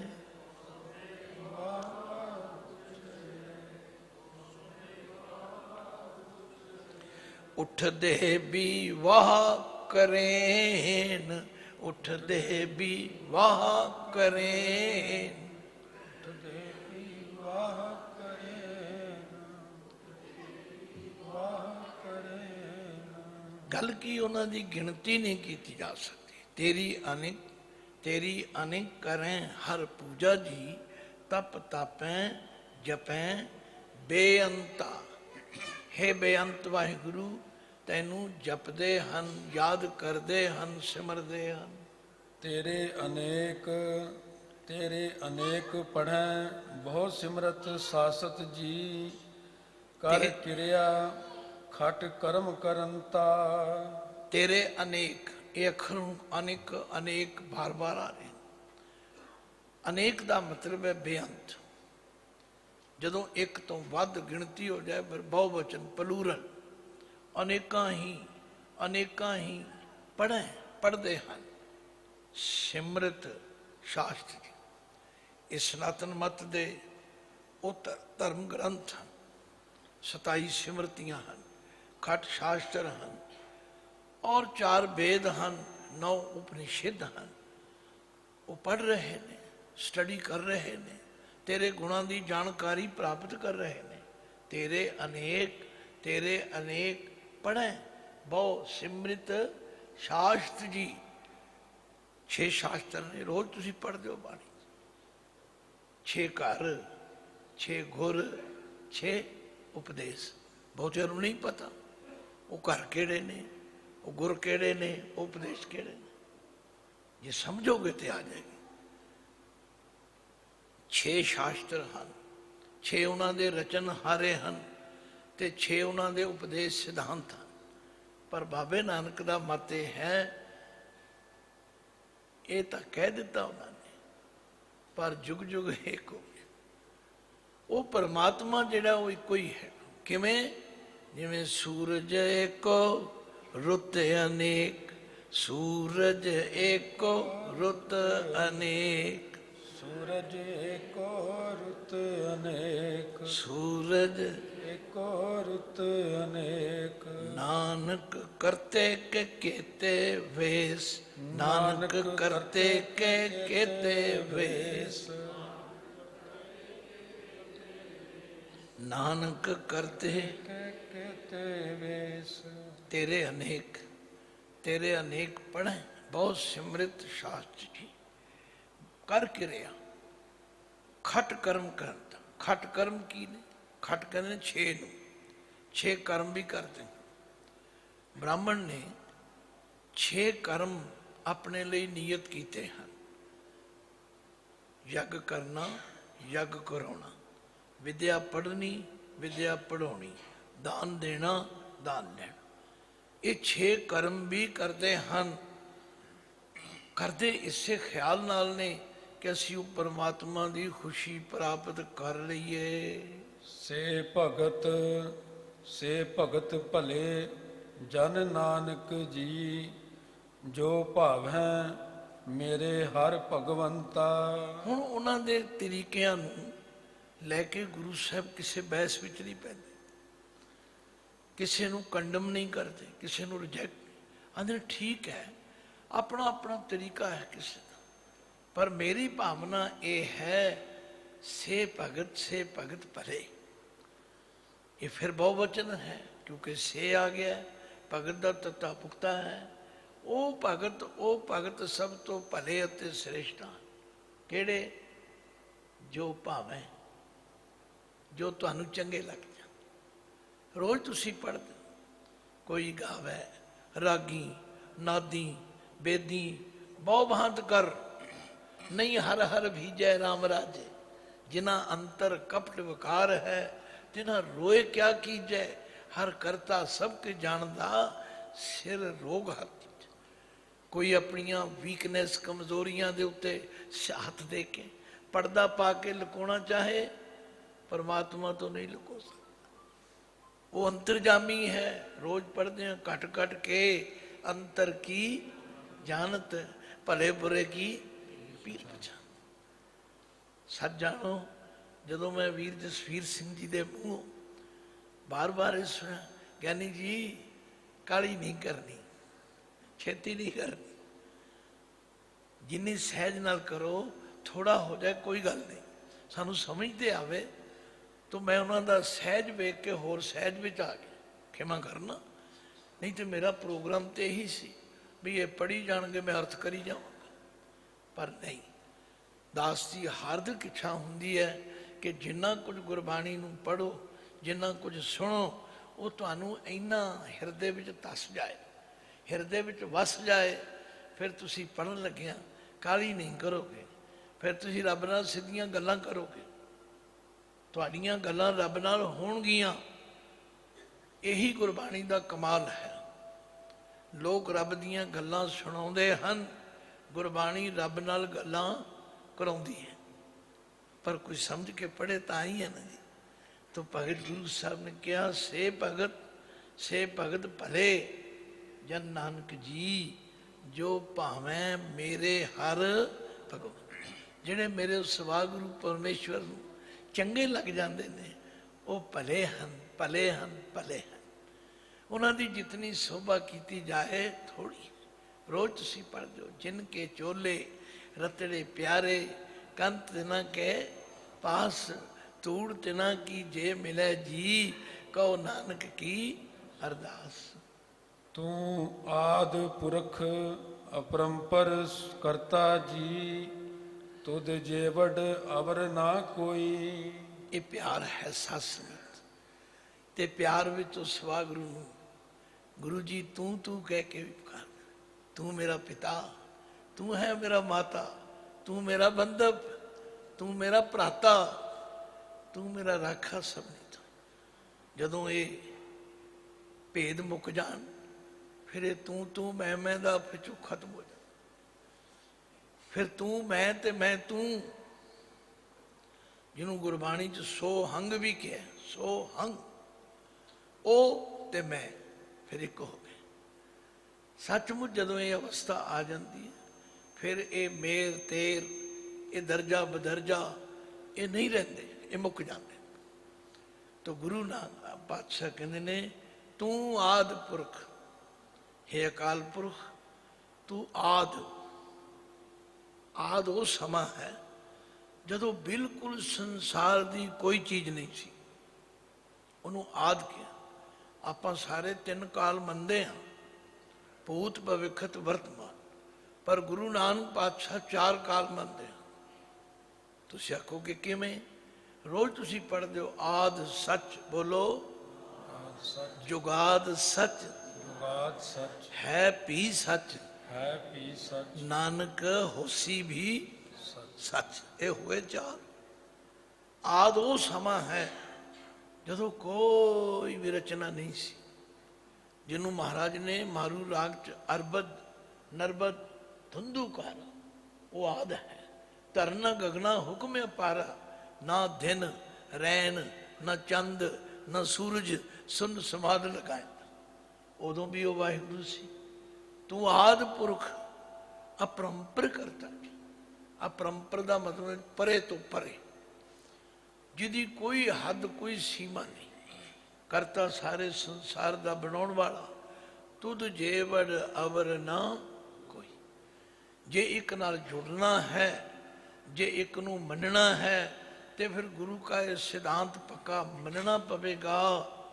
ਤੁਧ ਬਿਨ ਦੂਜਾ ਨਾਹੀ ਕੋਏ, ਤੁਧ ਬਿਨ ਦੂਜਾ ਨਾਹੀ ਕੋਏ, ਤੁਧ ਬਿਨ ਦੂਜਾ ਨਾਹੀ ਕੋਏ, ਤੁਧ ਬਿਨ ਦੂਜਾ ਨਾਹੀ ਕੋਏ। ਤੂੰ ਕਰਤਾਰ ਕਰੈ ਸੋ ਹੋਏ, ਤੂੰ ਕਰਤਾਰ ਕਰੈ ਸੋ ਹੋਏ।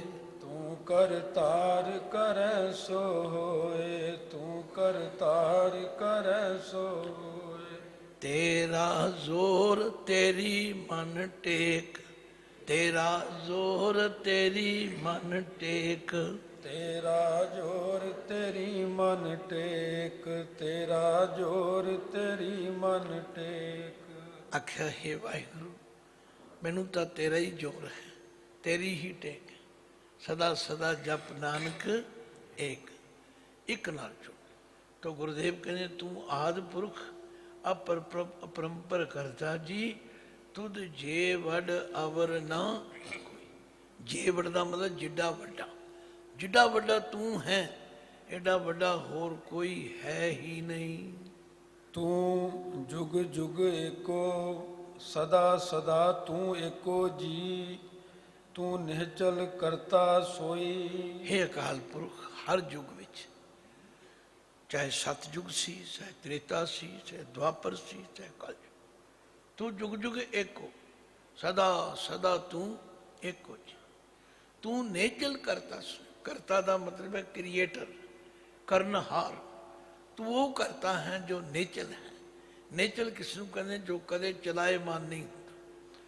ਦੁਨੀਆ ਦੀ ਹਰ ਚੀਜ਼ ਚਲੀ ਜਾਏਗੀ ਪਰ ਉਹ ਵਾਹਿਗੁਰੂ ਦੀ ਹਸਤੀ ਫਿਰ ਵੀ ਕਾਇਮ ਹੈ। ਅੰਨ ਬਿਨਾਸੀ, ਜੇਰ ਬਿਨਾਸੀ, ਸਭ ਕੁਝ ਨਾਸ ਹੋ ਜਾਏਗਾ ਪਰ ਉਹ ਫਿਰ ਵੀ ਸਦਾ ਕਾਇਮ ਹੈ। ਬਾਦਸ਼ਾਹ ਕਹਿੰਦੇ ਨੇ ਤੂੰ ਜੁਗ ਜੁਗ ਏਕੋ, ਸਦਾ ਸਦਾ ਤੂੰ ਏਕੋ ਜੀ, ਤੂੰ ਨੇਚਲ ਕਰਤਾ ਸੋਈ। ਤੂੰ ਉਹ ਕਰਤਾ ਹੈ ਜੋ ਨੇਚਲ ਹੈ, ਜੋ ਕਦੇ ਚਲਾਏਮਾਨ ਨਹੀਂ ਹੁੰਦਾ। ਤੁਧ ਆਪੇ ਭਾਵੈ ਸੋਈ ਵਰਤੈ ਜੀ, ਤੂੰ ਆਪੇ ਕਰਹਿ ਸੋ ਹੋਈ। ਤੁਧ ਆਪੇ ਭਾਵ ਹੈ, ਜੋ ਤੈਨੂੰ ਚੰਗਾ ਲੱਗਦਾ, ਜੋ ਤੇਰੀ ਮੌਜ ਹੁੰਦੀ ਹੈ, ਸੋਈ ਵਰਤੈ, ਉਹੀ ਸੰਸਾਰ ਵਿੱਚ ਵਰਤਦਾ ਹੈ। ਦੇਖੋ ਇਸ ਅਵਸਥਾ ਨੂੰ ਪਹੁੰਚਣਾ, ਗੁਰੂ ਕਿਰਪਾ ਕਰੇ ਜਿਹੜੇ ਪਹੁੰਚ ਜਾਣ। ਪਰ ਅਸੀਂ ਤੇ ਹੁਜਤਾਂ ਕਰਦੇ, ਇਹ ਜੋ ਕੁਝ ਹੋ ਰਿਹਾ ਜੀ ਇਹ ਉਹਦੇ ਹੁਕਮ ਵਿੱਚ ਹੀ ਹੋ ਰਿਹਾ। ਇਹ ਹੁਜਤਾਂ ਹਨ, ਤੇ ਜਿਹੜੇ ਇਹੋ ਜਿਹੀਆਂ ਹੁਜਤਾਂ ਕਰਦੇ ਨੇ ਉਹਨਾਂ ਦਾ ਜਵਾਬ ਵੀ ਫਿਰ ਹੁਜਤਾਂ ਵਿੱਚ ਹੈ। ਮੈਂ ਕਈ ਵਾਰੀ ਕਿਹਾ ਕਰਦਾ ਵੀ ਕਿਸੇ ਨੇ ਕਰ ਲਈ ਚੋਰੀ ਤੇ ਜੱਜ ਸਾਹਿਬ ਨੂੰ ਕਹਿਣ ਲੱਗਾ, ਜੱਜ ਸਾਹਿਬ ਮੈਂ ਨਹੀਂ ਚੋਰੀ ਕੀਤੀ, ਮੇਰੇ ਤੋਂ ਰੱਬ ਨੇ ਕਰਾਈ ਹੈ। ਇਹਦਾ ਮਤਲਬ ਗੁਨਾਹ ਰੱਬ ਦਾ, ਮੇਰਾ ਨਹੀਂ ਹੈ। ਜੱਜ ਸਾਹਿਬ ਬੜੇ ਸਿਆਣੇ ਸਨ, ਕਹਿੰਦੇ ਵੀ ਬੜਾ ਭਗਤ ਹੈ, ਤੈਨੂੰ ਬੜਾ ਰੱਬ ਤੇ ਭਰੋਸਾ ਹੈ। ਪਰ ਹੁਣ ਜਿਹੜਾ ਰੱਬ ਤੇਰੇ ਵਿੱਚ ਬਹਿ ਕੇ ਕਹਿੰਦਾ ਚੋਰੀ ਕਰ, ਉਹ ਮੇਰੇ ਵਿੱਚ ਬਹਿ ਕੇ ਕਹਿੰਦਾ ਇਹਨੂੰ 6 ਮਹੀਨੇ ਦੀ ਸਜ਼ਾ ਦੇ, ਹੁਣ ਇਹ ਵੀ ਮੰਨ। ਅਸੀਂ ਇਸ ਤਰ੍ਹਾਂ ਆਪਣੇ ਆਪ ਨੂੰ ਬਰੀ ਕਰਾਉਣ ਲਈ ਕਈ ਹੁਜਤਾਂ ਕੱਢ ਲੈਂਦੇ, ਪਰ ਜਿਨ੍ਹਾਂ ਦੇ ਅੰਦਰੋਂ ਇਹ ਸਭ ਭੁਲੇਖੇ ਦੂਰ ਹੋ ਜਾਂਦੇ ਨੇ, ਉਹ ਫਿਰ ਕਹਿੰਦੇ ਨੇ ਤੁਧ ਆਪੇ ਭਾਵੈ ਸੋਈ ਵਰਤੈ ਜੀ, ਤੂੰ ਆਪੇ ਕਰੈ ਸੋਈ। ਮੈਂ ਤੇ ਕੁਝ ਕਰਨ ਜੋਗਾ ਹੀ ਨਹੀਂ, ਮੇਰੀ ਤਾਂ ਕੋਈ ਹਸਤੀ ਨਹੀਂ ਹੈਗੀ, ਤੂੰ ਆਪ ਹੀ ਜੋ ਕਰਦਾ ਹੈ ਉਹ। ਤੁਧ ਆਪੇ ਸ੍ਰਿਸ਼ਟ ਸਭ ਉਪਾਈ ਜੀ, ਤੁਧ ਆਪੇ ਸਿਰਜ ਸਭ ਗੋਈ। ਇਹ ਅਕਾਲ ਪੁਰਖ ਜੀ, ਤੁਧ ਆਪੇ ਸ੍ਰਿਸ਼ਟ ਸਭ ਉਪਾਈ, ਤੁਸੀਂ ਆਪ ਹੀ ਇਹ ਸਾਰੀ ਸ੍ਰਿਸ਼ਟੀ ਪੈਦਾ ਕੀਤੀ। ਤੁਧ ਆਪੇ ਸਿਰਜ, ਸਿਰਜ ਦੇ ਜੱਜੇ ਨੂੰ ਸਿਆਰੀ ਹੈ। ਹੁਣ ਜੇ ਤੁਸੀਂ ਗੁਟਕਾ ਸਾਹਿਬ ਤੇ ਦੇਖੋਗੇ ਤੁਹਾਨੂੰ ਨਜ਼ਰ ਆਏਗੀ, ਨਹੀਂ ਤੇ ਤੁਹਾਨੂੰ ਤਬਾਰ ਕਰਨਾ ਪਏ। ਸਿਰਜ ਦੇ ਜੱਜੇ ਨੂੰ ਸਿਆਰੀ ਹੈ, ਜਿਹਦਾ ਮਤਲਬ ਸਿਰਜ ਕੇ। ਤੁਧ ਆਪੇ ਸ੍ਰਿਸ਼ਟ ਸਭ ਉਪਾਈ ਜੀ, ਤੁਧ ਆਪੇ ਸਿਰਜ ਸਭ ਗੋਈ। ਆਪ ਹੀ ਤੂੰ ਸਾਰੀ ਸ੍ਰਿਸ਼ਟੀ ਨੂੰ ਬਣਾ ਕੇ ਫਿਰ ਗੋਈ ਦਾ ਮਤਲਬ ਨਾਸ ਵੀ ਕਰ ਦਿੱਤਾ ਹੈ, ਯਾਦ ਕਰ ਦਿੱਤਾ। ਜਨ ਨਾਨਕ ਗੁਣ ਗਾਵੈ ਕਰਤੇ ਕੇ ਜੀ, ਜੋ ਸਭ ਸਹਿ ਕਾ ਜਾਣੋਈ। ਨਾਨਕ ਦਾਸ ਜੀ ਕਹਿੰਦੇ ਨੇ, ਹੇ ਵਾਹਿਗੁਰੂ, ਗੁਣ ਗਾਵੇ ਕਰਤੇ ਕੇ ਜੀ, ਮੈਂ ਉਸ ਕਰਤੇ ਦੇ ਗੁਣ ਗਾਇਨ ਕਰਦਾ, ਮੈਂ ਉਸ ਕਰਤੇ ਦੀ ਸਿਫਤ ਸਲਾਹ ਕਰਦਾ। ਜੇਵਾ ਏਕ ਕਮਨ ਗੁਣ ਕਹੀਏ, ਬੇਸ਼ੁਮਾਰ ਬੇਅੰਤ ਸੁਆਮੀ, ਤੇਰੋ ਅੰਤ ਨ ਕਿਨਹੀ ਲਈਏ। ਤੁਧ ਆਪੇ ਸਿਰਜ ਸਭ ਕੋਈ, ਜਨ ਨਾਨਕ ਗੁਣ ਗਾਵੇ ਕਰਤੇ ਕੈ ਜੀ। ਹੇ ਜੀ, ਹੇ ਸਾਰਿਆਂ ਦੇ ਕਰਨ ਵਾਲੇ ਵਾਹਿਗੁਰੂ, ਜੋ ਸਭ ਸਹਿ ਕਾ ਜਾਣੋ, ਤੂੰ ਸਾਰਿਆਂ ਦੇ ਅੰਦਰ ਦੀ ਜਾਣਨ ਵਾਲਾ। ਅਸੀਂ ਭਾਵੇਂ ਕਈ ਵਾਰੀ ਆਪਣੇ ਵੱਲੋਂ ਚਤਰਾਈਆਂ ਕਰਦੇ ਹਾਂ, ਇੱਥੇ ਕਿਹੜਾ ਕੋਈ ਵੇਖਦਾ ਹੈ, ਇੱਥੇ ਕਿਹਨੂੰ ਪਤਾ ਹੈ, ਪਰ ਗੁਰੂ ਅਮਰਦਾਸ ਜੀ ਕਹਿੰਦੇ ਪਿਆਰਿਓ, ਉਹ ਤਾਂ ਹਾਜ਼ਰ ਨਾਜ਼ਰ, ਉਹਦਾ ਸਭ ਕੁਝ ਵੇਖ ਰਿਹਾ। ਤੇ ਜਿਸ ਦਿਨ ਤੁਹਾਨੂੰ ਇਹ 3 ਭੱਬੇ ਯਾਦ ਹੋ ਗਏ, ਉਹ ਦਿਨ ਜੀਵਨ ਦਾ ਰੁਖ ਹੀ ਬਦਲ ਜਾਏਗਾ। ਤੁਸੀਂ ਆਖੋਗੇ ਕਿਹੜੇ ਭੱਬੇ? ਗੁਰੂ ਅਮਰਦਾਸ ਜੀ ਨੇ ਤੱਤ ਕੱਢ ਕੇ ਦਿੱਤਾ, ਤੁਸੀਂ ਹੋਰ ਕੁਝ ਨਹੀਂ ਕਰ ਸਕਦੇ। ਆਹ 3 ਭੱਬੇ ਯਾਦ ਕਰ ਲਓ। ਜਾਂ ਭੈ ਵਿੱਚ ਬੈਸੈ ਭੈ ਰਹੇ, ਭੈ ਵਿੱਚ ਬੈਸੈ ਭੈ ਰਹੇ, ਭੈ ਵਿੱਚ ਬੈਸੈ ਭੈ ਰਹਿ, ਭੈ ਵਿੱਚ ਬੈਸੈ ਭੈ ਰਹਿ। ਭੈ ਵਿੱਚ ਕਮਾਵੇ ਕਾਰ, ਭੈ ਵਿੱਚ ਕਮਾਵੇ ਕਾਰ, ਭੈ ਵਿੱਚ ਕਮਾਵੈ ਕਾਰ, ਭੈ ਵਿੱਚ ਕਮਾਵੈ ਕਾਰ। ਜਿੱਥੇ ਬੈਠੋ ਉਹਦੇ ਭੈ ਵਿੱਚ ਬੈਠੋ, ਜਿੱਥੇ ਰਹੋ ਉਹਦੇ ਭੈ ਵਿੱਚ ਰਹੋ। ਜਿਹੜੀ ਕਿਰਤਕਾਰ ਤੁਹਾਨੂੰ ਮੈਨੂੰ ਪਰਮਾਤਮਾ ਨੇ ਦਿੱਤੀ ਹੈ, ਉਹਨੂੰ ਉਹਦੇ ਭੈ ਵਿੱਚ ਕਰੋ। ਹਾਂ, ਤੁਸੀਂ ਪੁੱਛ ਸਕਦੇ ਹੋ ਫਿਰ ਕੀ ਹੋਵੇਗਾ? ਪਾਤਸ਼ਾਹ ਕਹਿੰਦੇ ਨੇ ਇੱਥੇ ਸੁਖ ਵਡਿਆਈਆਂ, ਇੱਥੇ ਸੁਖ ਵਡਿਆਈਆਂ, ਐਥੈ ਸੁਖ ਵਡਿਆਈਆਂ, ਐਥੈ ਸੁਖ ਵਡਿਆਈਆਂ। ਦਰਗਾ ਮੋਖ ਦੁਆਰ, ਦਰਗਾ ਮੋਖ ਦੁਆਰ, ਦਰਗਾਹ ਮੋਖ ਦੁਆਰ, ਦਰਗਾਹ ਮੋਖ ਦੁਆਰ। ਜਨ ਨਾਨਕ ਗੁਣ ਗਾਵੇ ਕਰਤੇ ਕੇ ਜੀ। ਇਹ ਨਾਨਕ ਦਾਸ ਉਸ ਕਰਤੇ ਦੇ ਗੁਣ ਗਾਉਂਦਾ ਹੈ ਤੇ ਮੈਨੂੰ ਦ੍ਰਿੜ ਹੋ ਗਿਆ ਜੋ ਸਭ ਸਹਿਕਾ ਜਾਣੋਈ, ਜੋ ਸਾਰਿਆਂ ਦੇ ਅੰਦਰ ਦੀ ਜਾਣਨ ਵਾਲਾ ਹੈ, ਜਿਹਦੇ ਤੋਂ ਕੋਈ ਲੁਕੋਇਆ ਨਹੀਂ ਜਾ ਸਕਦਾ, ਕੋਈ ਪਰਦਾ ਨਹੀਂ ਪਾਇਆ ਜਾ ਸਕਦਾ। ਲਓ ਸਾਧ ਸੰਗਤ, ਭਾਵੇਂ ਮੇਰਾ ਟੀਚਾ ਜਾਂ ਚਿਤਮਣੀ ਕੁਝ ਹੋਰ ਸੀ, ਪਰ ਮੈਂ ਵੀਰ ਜਸਵੀਰ ਸਿੰਘ ਜੀ ਦਾ ਧੰਨਵਾਦੀ ਹਾਂ। ਉਹ ਵਾਰ-ਵਾਰ ਇਹ ਗੱਲ ਕਹਿੰਦੇ ਨੇ, ਕਾਹਲੀ ਨਾ ਕਰੋ, ਕੋਈ ਗੱਲ ਨਹੀਂ, ਹੌਲੀ ਹੌਲੀ ਸਮਝ ਕੇ ਕਰੀ। ਤਾਂ ਮੈਂ ਉਹਨਾਂ ਦੇ ਉਸ ਸਹਿਜ ਤੋਂ ਵੀ ਕੁਰਬਾਨ ਹਾਂ ਤੇ ਮੇਰੀ ਵੀ ਰੁਚੀ ਹੈ ਕਿ ਬਾਣੀ ਨੂੰ ਰਿੜਕੋ, ਰਿੜਕੋਗੇ ਤੇ ਵਿੱਚੋਂ ਗਿਆਨ ਰੂਪੀ ਮੱਖਣ ਨਿਕਲੇਗਾ, ਗਿਆਨ ਰੂਪੀ ਮੱਖਣ ਨਿਕਲੇਗਾ ਤੇ ਅਗਿਆਨ ਰੂਪੀ ਹਨੇਰਾ ਦੂਰ ਹੋ ਜਾਏਗਾ। ਫਿਰ ਸਾਡਾ ਜੀਵਨ ਗੁਰਬਾਣੀ ਅਨੁਸਾਰੀ ਬਣ ਜਾਏਗਾ ਤੇ ਫਿਰ ਕੀ ਹੋਵੇਗਾ? ਲੋਕ ਸੁਖੀਏ ਪਰਲੋਕ ਸੁਹੇਲੇ, ਲੋਕ ਸੁਖੀਏ ਪਰਲੋਕ ਸੁਹੇਲੇ, ਲੋਕ ਸੁਖੀਏ ਪਰਲੋਕ ਸੁਹੇਲੇ, ਲੋਕ ਸੁਖੀਏ ਪਰਲੋਕ ਸੁਹੇਲੇ। ਨਾਨਕ ਹਰ ਪ੍ਰਭ ਆਪੈ ਮੇਲੇ, ਨਾਨਕ ਹਰ ਪ੍ਰਭ ਆਪੈ ਮੇਲੇ, ਨਾਨਕ ਹਰ ਪ੍ਰਭ ਆਪੈ ਮੇਲੇ, ਨਾਨਕ ਹਰ ਪ੍ਰਭ ਆਪੈ ਮੇਲੇ। ਭੁੱਲਾਂ ਚੁੱਕਾਂ ਦੀ ਖਿਮਾ ਬਖਸ਼ਣੀ। ਜਦੋਂ ਦਾਸ ਥੋੜਾ ਲੇਟ ਹੋ ਕੇ ਪਹੁੰਚਿਆ, ਕੁਦਰਤੀ ਘਬਰਾਹਟ ਹੁੰਦੀ ਹੈ, ਪਰ ਵੀਰ ਜਸਵੀਰ ਸਿੰਘ ਜੀ ਅਜੀਤ ਬੁਲਬੁਲ ਨੇ ਆਖਿਆ ਕੋਈ ਗੱਲ ਨਹੀਂ, ਕੋਈ ਗੱਲ, ਐਸਾ ਚੱਲਦਾ ਰਹਿੰਦਾ ਹੈ। ਪਰ ਮੈਨੂੰ ਹੋਰ ਸਹਿਜ ਮਿਲਿਆ ਅਤੇ ਮੈਂ ਉਸ ਸਹਿਜ ਦੀ ਅਵਸਥਾ ਵਿੱਚ ਹੀ ਇਸ ਲੰਬੇ ਸ਼ਬਦ ਦੇ ਅਰਥ ਤੁਹਾਡੇ ਨਾਲ ਸਾਂਝੇ ਕੀਤੇ ਹਨ। ਫਿਰ ਵੀ ਬੇਨਤੀ ਕਰਾਂਗਾ, ਜਿਹੜਾ ਤੁਹਾਨੂੰ ਕੋਈ ਗੱਲ ਨਾ ਸਮਝ ਆਵੇ, ਜਿਹਦਾ ਕੋਈ ਲਗ ਮਾਤਰ ਕੋਈ ਵਿਆਕਰਨਕ ਰੂਪ ਨਾ ਸਮਝ ਆਵੇ, ਉਹਨੂੰ ਫਿਰ ਸਮਝੋ, ਚਿੱਠ ਲਿਖ ਕੇ ਭੇਜੋ, ਮੈਂ ਹੋਰ ਚੰਗੀ ਤਰ੍ਹਾਂ ਖੋਲ੍ਹਣ ਦਾ ਯਤਨ ਕਰਾਂਗਾ। ਗੱਜ ਕੇ ਫਤਿਹ ਗਜਾਓ। ਵਾਹਿਗੁਰੂ ਜੀ ਕਾ ਖਾਲਸਾ, ਵਾਹਿਗੁਰੂ ਜੀ ਕੀ ਫਤਿਹ।